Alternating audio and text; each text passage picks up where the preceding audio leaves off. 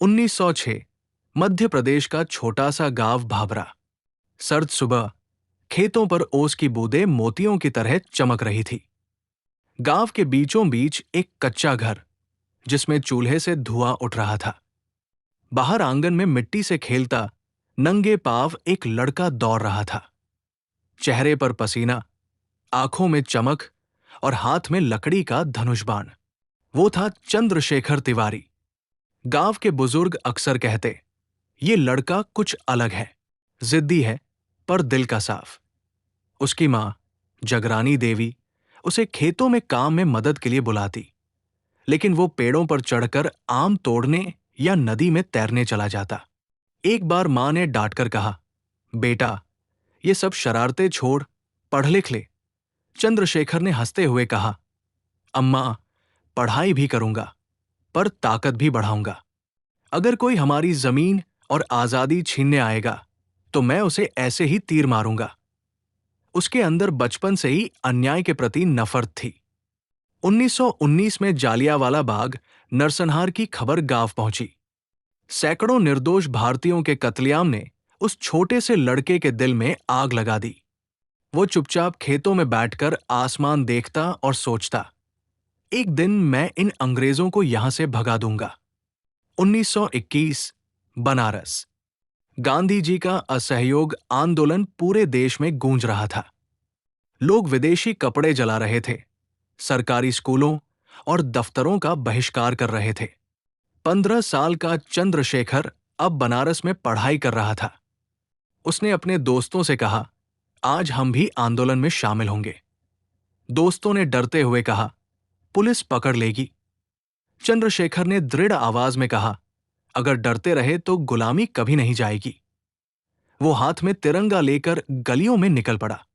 भारत माता की जय, अंग्रेज भारत छोड़ो नारे गूंजने लगे। कुछ देर बाद पुलिस आ गई। लाठियों से मारते हुए उसे और कई लड़कों को पकड़ लिया गया। अगले दिन उसे अदालत में पेश किया गया। जज ने पूछा, तुम्हारा नाम? आजाद। पिता का नाम? स्वतंत्रता। घर? जेल खाना। कोर्ट में लोग हंस पड़े, लेकिन जज का चेहरा सख्त था। उन्होंने 15 कोड़ों की सजा सुना दी।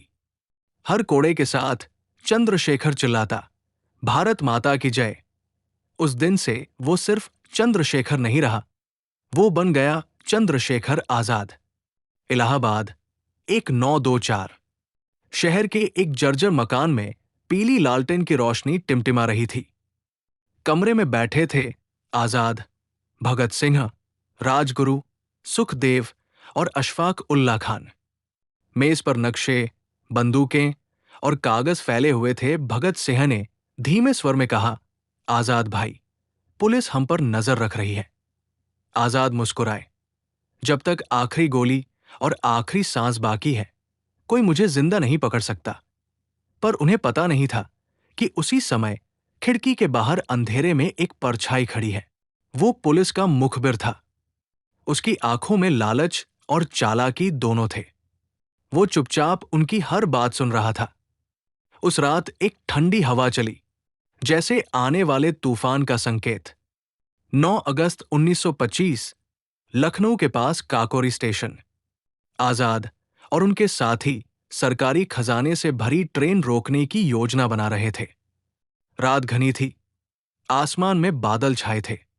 ट्रेन जैसे ही आई, पिस्तौलें चमकी, ब्रेक की आवाज गूंजी और डिब्बा खुलते ही खजाना हाथ में आ गया।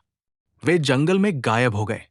ऑपरेशन सफल था, लेकिन अगले दिन अखबारों में हेडलाइन थी, काकोरी ट्रेन डकैती, सरकार ने तेज की तलाश। आजाद कई दिनों तक भेष बदलकर घूमते रहे, कभी साधु, कभी मजदूर, लेकिन एक अजीब एहसास हमेशा बना रहता, कोई उनका पीछा कर रहा है, कभी भीड़ में, कभी सुनसान गलियों में। और हर बार जब वो मुड़ते, वो चेहरा गायब हो जाता। 1929 में भगत सिंह की गिरफ्तारी के बाद आजाद बेचैन हो गए। उन्होंने उन्हें छुड़ाने के लिए कई योजनाएं बनाई, लेकिन हर बार पुलिस पहले से तैयार मिलती। राजगुरु ने एक दिन फुसफुसाकर कहा, आजाद भाई, मुझे शक है, हमारे बीच कोई गद्दार है। आजाद ने कठोर स्वर में कहा, अगर ये सच है तो उसकी सजा मौत होगी। लेकिन नाम सामने नहीं आया। वो छाया अब और करीब आ चुकी थी। 27 फरवरी 1931, इलाहाबाद। सुबह की हल्की धूप में आजाद अपने साथी सुखदेव राज के साथ अल्फ्रेड पार्क में बैठे थे। सर्द हवा में बसंत की खुशबू थी, लेकिन आजाद का मन बेचैन था। अचानक चारों ओर से पुलिस ने पार्क को घेर लिया। गोलियों की बौछार होने लगी। आजाद ने साथी से कहा, भागो, मेरी चिंता मत करो। सुखदेव राज झाड़ियों में गायब हो गए। आजाद ने पेड़ के पीछे पोजीशन ली और एक एक गोली दागकर कई पुलिस वालों को रोका। फिर उन्होंने दूर देखा, वही मुखबिर जिसे वे महीनों से महसूस कर रहे थे। लेकिन अब समय बहुत कम था। लड़ते लड़ते उनकी पिस्तौल में सिर्फ एक गोली बची। उन्हें अपना वचन याद आया, मैं जिंदा नहीं पकड़ा जाऊंगा। उन्होंने अपनी कनपटी पर रिवॉल्वर लगाया। एक पल के लिए हवा थम गई। धाय! पार्क में सन्नाटा छा गया। पुलिस पास पहुंची। जमीन पर पड़ा था चंद्रशेखर आजाद का शरीर, चेहरे पर वही अटल मुस्कान। कहते हैं, कुछ महीनों बाद उस मुखबिर की भी रहस्यमय मौत हो गई। लेकिन अल्फ्रेड पार्क की मिट्टी आज भी गवाही देती है। यहां एक ऐसा शेर सोया है जिसने मौत को भी अपनी शर्तों पर अपनाया। अगर ये जानकारी आपको अच्छी लगी तो वीडियो को लाइक और चैनल को सब्सक्राइब जरूर करें। धन्यवाद।